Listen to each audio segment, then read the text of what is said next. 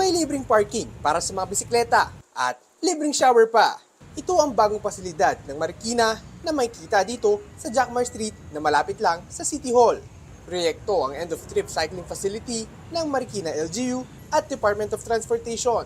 First of its kind daw ang ganitong facility dito sa Metro Manila at layunin daw nila na i-promote ang active transport para rin ito sa mga taong bimodal ang biyahe, papasok sa trabaho o eskwela. Strategically located pa ito para sa mga galing Marikina o mga kalapit na lugar gaya ng Rizal.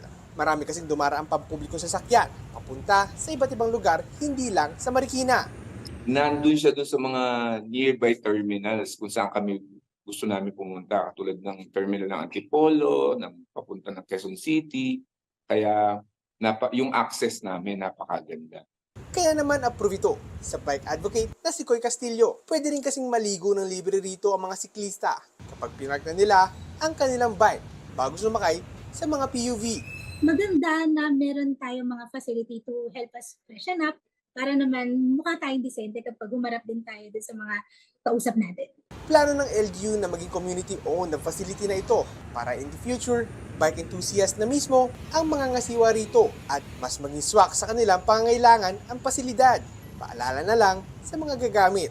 Tulong-tulong din tayo na panatilian na maayos tsaka malinis. Yung gobyerno din natin, hindi naman nila nakaya lahat din.